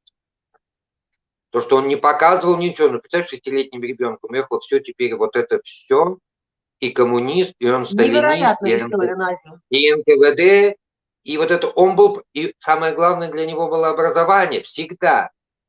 И он видит не только отсутствие образования, но полная тупость, Бог меня простит. То есть полное, вот в смысле образования. Читать, писать никто. А для него человек образованный, это, если не образованный, все, это не человек для него. И хорошо, вот кто такой образованный человек, который читает? Твой папа это понял. Да, а я не понимаю, поэтому говорю, человек, который думает. Вот, своими мозгами. И потом, ну, для папы было так. И вот представь, и Курдистан, и Родина, все плачут, в этом доме он жил. И я же и говорю, папа, может, они там так плакали, я говорю, папа, может, слезинку пустите хоть слезинку, а? Он даже, видимо, от волнения не мог плакать даже. Я говорю, папа, ну пустите, все плачут, и вы заплачете. Он, видимо, нет. Это вы и поехали в Ван, да? В Ван, да? Вот там, где были дальше мы поехали, владения твоего дедушки. Он даже не сел у дома, в котором он жил. Представляете? Видимо, одновременно такие сложные были чувства. Ну, для меня это тем более, я там солнечный удар. Вот. Но я хочу сказать, за всю жизнь Аза у меня никогда не были такие близкие отношения с отцом. Только там. Потому что, видимо, вот эти, ну, вдвоем ночами все же в 9-10 отрубают. Вот. Мустафа у нас ОД, как бы, да, комната для гостей. Первый день он прям поперек, такие куртки, мы же здесь не знаем, а там поперек порога, кто не знает русский язык, поперек. Вот на 2-м этаже комната для гостей, поперек порога вот ложится. Охранял, да? Да, я говорю, Мустафа, ты что, а что ты здесь? Он говорит, ну типа я охранник, говорил он, и тут же падал на подушку и замер до утра. А мы-то с папой совы, и мы его переступаем, ночью идем гуляем там, вот. А эти охранники, значит, спали. И вот, конечно, для папы был страшный вот это шок одновременно, и вот эта искренняя любовь, в то же время вот эта полная, как бы необразованность, вот это, да. Они не виноваты, конечно, там такие условия жизни там. Но это было очень сложно. Я убежал первым, потому что я понял, я уже, ну, дела. Слушай, нет, а расскажи до того, как ты убежал, как вы пошли в баньку, там, купаться, что ли? Что это было? Нет, это на Ахтамар, знаменитый Ахтамар, армяне все знают, это же святыня армянская, да, храм. Я тебе потом расскажу очень много легенд про этот Ахтамар. Да, 915 года, там 925. И когда нас повезли, я смотрю, женщины, там храм, и женщины сидят в одежде, естественно, в воде. Я стал узнавать, что такое, как целебные, все так лечат. И я теперь говорю, пап, надо как бы мне, ну с нами-то делегация, и мне же каждый день, мне 3 мешка подарили носков, только когда я очень сообразительный парень, по-моему, года через 3 до меня дошло. Зачем дарили? Я говорю, на гарме, жарко же, а что вы мне, в каждом доме 5. Оказалось, щиколотки у меня, ну, сандалии же, я же человек из Германии прилетел в Москву. Оказывается, щиколотки, они не хотели, чтобы я щиколотки показывал. В каждом доме меня задаривали, а я, естественно, все там складывал в чемодан и не собирался их носить. Потом до меня дошло, чтобы я щиколотки закрыл. Вот. А тут, значит, это же будет позор, знаешь, армия, ализань. Вот, я говорю, пап, как бы сделать, чтобы мне искупаться? И я говорю, пап, вы увидите, я молодого оставлю, как бы, один же я не пойду, а вы всех уводите. И вот он говорит, там, амяр, и они все уходят, а я молодому говорю, ты останься. Они такие, что случилось? Я говорю, ну, в общем, заставил его раздеться, но он бедный, как это, овечка на заклане, он не понимает, что творится. Вот, я говорю, и в эту воду, без шампуня, без ничего, газа, такая пена образуется, это целебнейшая там вода, просто вот пена просто страшная. И потом 2 часа вот такая кожа. Но я доволен, что я в Ахтамар, значит, в озере Иван, священным, целебной водой, искупался, а папа их держал, потому что, ай, что случилось? Он говорит, слушайте, оставьте его там, за камнями он искупается, вернется, потому что при них нельзя, очень целомудрен. Понимаете? Да, при них даже, это правда. Да, щиколотки, ну представьте, это родственники, троюродные братья, и друг другу, то есть щиколотки не показывают. А как они хотели тебя побыть и твоего папу намылить? О, это про это ты имеешь в виду? Я Да, и это, я это имела в виду. Да, я думал, вот это, да, это вообще. Нет. Первый вечер, говорит, я, пап, я говорю, какие-то идиомы или фразеологизмы. Говорю, что тут фразеологизм? Не знаю, я тоже слышу весь вечер про спину и что-то там помыть, я говорю, не знаю. Вот, я говорю, ну какая-то, может, ну да, мы какой-то анекдот, не знаю, что это такое. Ну, в общем, когда было готово, они говорят, давай. Я захожу, и вот 4 стоят, шампуни, я там по 50 раз, аучи, сауна, аучи, дазмона, ну и жду. Я же говорю, как-то первый вечер, слушайте, я вообще не знаю, кто таких хоть и ближайших. Они не уходят, и я стою. Они типа, сор, давай, вода остывает. Я говорю, да, сор, жалко остывает. В общем, и так уже совсем остыло, они не уходят, я стою. Я говорю, ну что, а что вы стоите, когда вы открыли? Как? Мы же купать тебя будем. Чего? Как? Вы же сказали, спинку. Мы должны тебе спинку натирать, мы должны тебе то-то. В общем, я целую лекцию, вода остыла, целую лекцию про советское воспитание Ушинского, Макаренко, советские эти пионерские. Я говорю, мы в России, вообще мы об этом не имеем понятия, поэтому, пожалуйста, они сказали, не может быть. Мы там, вот наш дедушка вашему дедушке мыл спинку, какое горе, наши отцы Анвару не мыли спинку, значит, а теперь мы будем твою. Я, значит, и так, и сяк, ну понятно, что это было никакой, говорит, мы лучше сдохнем, но не уйдем. Ну и тогда это было самое неэротичное купание, как я говорю, в жизни, минуты 2. Только это я понял, что этот абсурд надо заканчивать. Я говорю, что-то я передумал, схватил полотенце, в общем, пулей вылетел. А папа говорит, что такое? Я говорю, папа говорит, по-русски, ты что, идиот? Я говорю, я не идиот, сейчас увидим. Ага, а потом папа попался. И теперь он там, я смотрю, голос папы стал тише и тише. Я знаю, сейчас будем. Но они-то еще не знали, это первый, второй. Ну да. И вдруг, смотрю, шампуни полетели, мыло. Он, какие были несообразительные, я интеллигентный. Значит, типа, вон отсюда. И, значит, шампунями они все вылетели. Эй, тебе. Значит, и он говорит, Назимчик, дверь закрой, никого не пускай. Я там дверь закрыл и встал. Они такие красные, как, пусти нас, я говорю, оставьте. Это было, конечно, это был цирк. А теперь потом, когда уже в Анталии 7 месяцев, 7 лет, как бы, да, наезды. За это для нас, для них это абсолютно, понимаете. Вот сейчас бы, если я приехал, то, пожалуйста, ничего нет, потому что это древняя традиция, оно было всегда так, из-за того, что ну, мы... да, господи, боже мой, о чем для них говорить, ничего особенного, они ничего. Так надо было? Да. Дедушка, правильно, честно говорю. Еще Дедушка неизвестно, был. кто более, так сказать, вот в этом смысле абсолютно вот, ну, нравственный, я не знаю что. Слушай, вот о чем еще? Ты с какого-то времени, я даже не знаю когда, ты стал арбакешем. Это что? О чем это? Ну, это программа «Арба-Семимуз» на разных... Да, ну я знаю, что у тебя была такая была, да. программа. А «Арбакеш» — это Кишондын, по-курдски как Вот, ну тянуть? я это хотела сказать. Я-то думала, что ты вкладываешь вот в это некую свою миссию.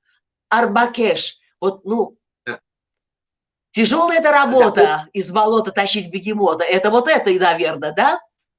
Это самое любимое мое слово. Все же говорят Назимчик, Надирчик, так, кто даже по 30 лет дружит Назир. Ну, неважно, как меня называть.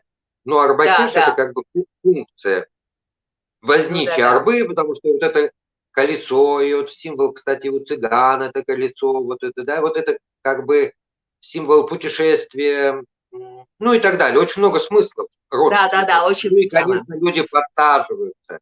С одной стороны, близкое общение, с другой стороны, о моменте и проходящести этого всего, да? Подсели, уехали. Это нормально в жизни нужно относиться. Все, пришел, ушел, это же нормально. Люди приходят в жизнь, уходят, хлопают дверь, возвращаются. И вот это ехать с радостной улыбкой по жизни, и по ходу, да, подсаживаются люди, выходят. Вот это самое интересное. Арбакеш, это как бы это родное. Да. Слово функция. Но, слушай, ты еще вот как-то говорил, что ты никогда не привязываешься к месту, да? Вот, ну, знаешь, до какого-то момента мне это понятно. Но вот сейчас я хочу тебе сказать, может быть, возраст уже, я не знаю что. Но, знаешь, я вот как-то мне спокойно в своей норе, что ли, понимаешь? А ты с такой легкостью меняешь свое место пребывания, и ты все время по-новому его обустраиваешь. Что для тебя вот это? Это твой образ жизни или что это? Я не меняю, Аза. Ну вот тоже на таком коротком промежутке времени, что мы знакомы. Ты жил в Москве, ты уехал в Анталию, ты теперь потом вернулся в Москву, ты теперь в Кисловодске. А кто? Это не я. Это жизнь. Нам кажется, большое предубеждение людей выдумывать, что они выбирают и что-то меняют в жизни. Это как бы, это соломинка или там лодка, весло течет, это сам по реке. То есть ты везде остаешься Назим Надиров, Арбакеш это в одном месте, что-то еще в другом месте, гуру, мудрец в третьем месте. Ты человек-перекресток, да? Нет, я хочу сказать, что жизнь выносит, и жизнь туда потекла. Это не я не выбирал кислород. Так должно было. Мне это очень интересно, Назим. Ты знаешь, для меня это очень важно услышать твое мнение, потому что я понимаю, что в любой момент жизни мы стоим перед выбором. И вот этот выбор всегда очень трудно принять. Принять. Вот это нужно принять. Конечно, корона там теснила мою лысину. Я на радио, а и там, и здесь какие-то призывы. А тут я в Кисловодске, никому не нужный немецкий язык. Махан, Ваня, Махан, я тебе сказал, ты что, дебил? Все это за провинциальный день. А потом в какой-то момент я понял, Богу так угодно, слушай, Сергей Керне, когда это, думаю, все имели, сослали, и они там в диком холоде, и не жаловались. А ты чего? В теплой квартире в Кисловодске. То есть Бог по этой речке вот как бы ведет по реке жизни. Это наша просто гордыня, что я не выбирал, я так получилось, что я оказался в Турции, я получилось, что в Анталии жил, получилось, что в Кисловодске оказался, а потом сестра Нарифа вычитала по нумерологии, она математик, программист вообще, вот дочь, которая Пакита мои, может быть, гости твои.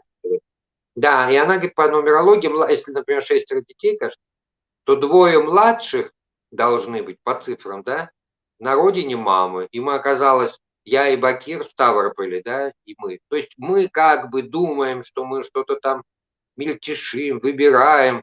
Оказывается, так вот. Волга не выбирает, что у нас впадает в Каспийское море. Поэтому там ты вроде бы, если плыть на плоту, например, да, и потом удивляться, а как я оказался в Каспийском море? Это не то, что ты много ума было. То есть вот жизнь должна была, видимо, меня провести через Турцию, там, в Германии пожить, свои выезды сделать, потом оказаться близко к маминой родине, о чем я за год-два до моего появления в Кисловодске, если бы мне сказали, я бы никогда не поверил. Вообще никогда. То есть мы приезжали с сестричкой Мадиной, я говорю, слушай, Мадина, а как это люди в этой глуши живут? Говорю, для чего они здесь живут? Интересно. Я про Кисловодск. Вот. Жизнь вот так течет, и нужно в любом месте, я считаю, чувствовать себя хорошо и ни о чем не жалеть. Мне часто говорят, ну сейчас меньше, ты не скучаешь, я так сильно по тебе скучаю. А ты не скучаешь по мне, по Москве, там, нет. Я вообще никогда не скучаю. Зачем скучать? Это же такое непродуктивное. И не загадывать вперед. А у меня будет план. Есть люди, которые не хотят, много людей не хотят жить. Это в чем выражается, что они бросаются? Нет. Они живут или воспоминаниями, или планом. Ой, планета такая-то упадет через 3 месяца, через 5 лет будет что-то. Это мне не интересно. Мне интересно то, что мы сейчас видим. Вот. Это и есть. То есть жизнь – это и есть концентрация внимания и момента. Все остальное – это наши выдумки. Мне кажется, что я был чем-то, а может, я не. А может, это другая была. А что будет, мы через секунду никто, ни ты, ни я, никто не знает, что это будет. Поэтому только вот сейчас это и есть, это и есть. А куда вынесет нас всех за год до вот этого шоу пандемического, никто и не знал, такой цирк будет. Никто. Нам бы показали, а мы бы не поверили. Мы будем в намордниках ходить, и везде не будет обслуживать, потому что пока намордник не оденешь, слушай, не рассказывай сказки. Поэтому что будет дальше, это да, это и завтра, может, в Курдистане буду. Или, понимаешь, я не загадывал, я там не оказывался, и не то, что я сидел, думаю, что бы такое интересное придумать. Поеду-ка я в Кисловодск. Нет, жизнь вот так, бац, и что-то там, сижу в Тамках.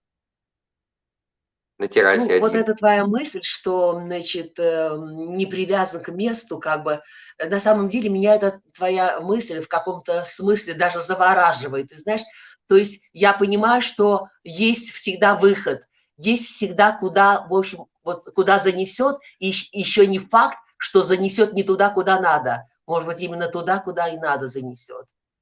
Занести может это только туда, куда не надо, туда да, не надо. Наверное. Все отлично будет, лучше я так всех. рада вот этому нашему разговору. А скажи, пожалуйста, вот ты, то, что ты делал, ты назвал таким очень любопытным словом «дидихард». Это что такое? Ну, чтобы не обвиняли в кое-чем похожих словах, поэтому digital. Да, там heart, hair, там в искусстве, сердце, искусство одновременно, да, и дигитальное, там сердце, что-то такое, вот. Но Да. На самом деле сейчас, поскольку цензуры нет, это больше был, конечно, дигитальный джихад в искусстве. Потому что если кто не знает, не очень образованный джихад, все воспринимают, есть внешний и внутренний. Да? И вот внутренний, самый главный, то, что мы говорили до этого. Начни с себя, восхождение над собой. Поднимись сам над собой, над своей тварной основой, хайванской. Стань человеком. Вот это и есть джихад. А по которым, конечно, лень людям заниматься, а за собой, да, сейчас я начну с тебя. Нет, я буду малообразован, 3 класса я закончил, зато всех врагов перебью. Ага, а враги кто? Чем тупее человек, тем больше у него врагов. Чем выше он поднимается, тем меньше. Это как на гору поднимаешься, тем меньше кого-то с кем воевать, да? Да. Вот. Поэтому джихад это было такое, капля в море, но желание вернуть, когда-то ведь ислам, что это было, да? Вся Кордова, Севилья, понимаете, это было Да.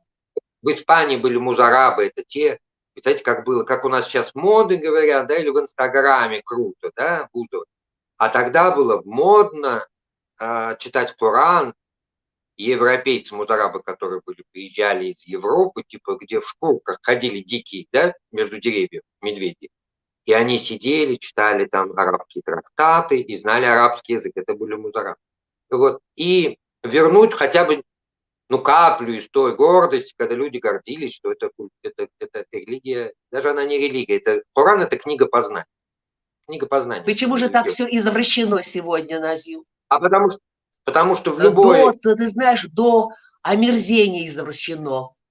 Это время, когда Аза все достигает своей противоположности. То есть то, что самая доброта, будет оклеветана. То есть мы сегодня достигли вот этой противоположности? Я считаю апогей. Хуже не может быть, потому что сейчас апогей. Если это доброта, она засрана 100 тонн дерьма, можешь знать, что под этими тоннами истинно добрый человек. И там, кто на взлете 20 миллионов подписчиков, знает, что это самое пустое, никчемное создание. То есть это вот сейчас мир, когда дальше уже вот это нет. Поэтому извращено все. Все, кто, я говорю, любое то, что претендует быть официальным чем-то, утвержденным и качеством или чем-то, да, Евгений, это ложь уже. Кто претендует? Самые недалекие жизни, пойдем по религиям, да, нашим, не будем. Они хотят самоутвердиться за счет религии. Так нельзя. Так, там сказано, что ты знаешь, что ты можешь Назим, знать. почему их так много? Почему их так много? Уже количество перешло в качество. И это угроза огромная. Но разве это не правда? Много. Есть много, да. Много. Вот поэтому было, хоть, понимаете, когда все уже... Когда-то Карачаевка подошла здесь, в парке, в Тимирязевске. Говорит, вы меня не знаете, но я кандидат наук и все такое. Говорит, вы знаете, никогда всю жизнь буду благодарна за радость. Я говорю, какую? В журнале прочитал статье Панюшкина, да, Валерий Панюшкин? Да. Что мама Карачаевка, знаете, мама Карачаевка, говорит, и расплакалась. Я говорю, почему, Мадина? Впервые услышала, говорит, в позитивном контексте упоминания своей национальности, что Назим Надиров просто вот, мама Карачаевка. Мы же с тобой именно об этом и говорили. Несколько минут назад. Да. Бандиты – это лица кавказской национальности, здесь, и в ссылку ими виноваты, и вернулись опять виноваты, и опять везде виноваты, и тут, да? говорит, господи, мама Карачаевка, и ничего плохого после этого не идет, говорит, я аж расплакала. Типа, такие вот этих религиях всегда есть люди, которые принимают, это, я думаю, это закон физический. Если есть яма, то туда стекает вода. Понимаете, это закон такой.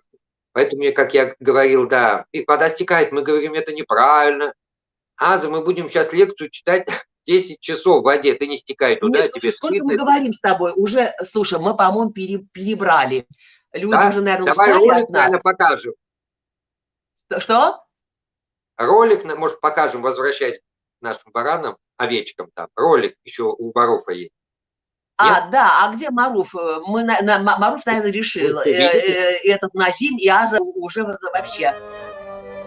Дело в том, что папа, например, с 5 лет в совхоз «Зимний» 22-го съезда КПСС Алгабасского района Чемкенской области на 5 лет на коленке меня он вот так качал и говорил, мой сын будет профессором МГУ и первым президентом Курдистана. Ну, естественно, смех тут раздавался. Любимая фраза Джаладина Руми «Просит яки ке ашхе чист». Спросил некто, что такое любовь? Гофтам ке бешавимо бедони. Ответил я Гофтам, стань мною, узнаешь.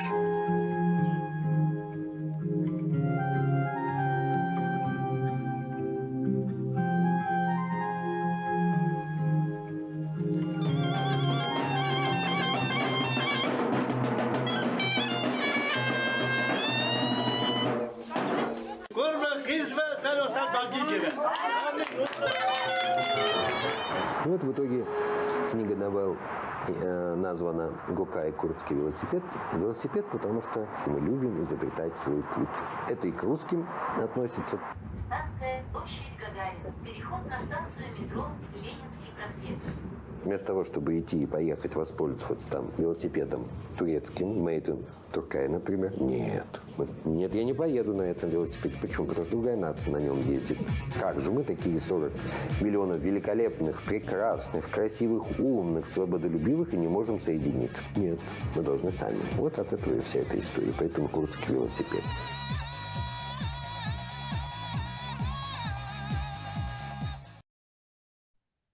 Ой, Аза, я думал, другую роль сказали, несколько роликов. Ну, ладно, да. Я хочу тебе сказать, мы, конечно, перебрали все лимиты, но я даже не заметила, ты знаешь, такое удовольствие с тобой общаться.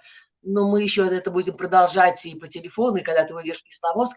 Я просто хочу напомнить, что вот этот образ, который мы видели в начале, вот этих лошадей, эти невероятные тучные пастбища твоего дедушки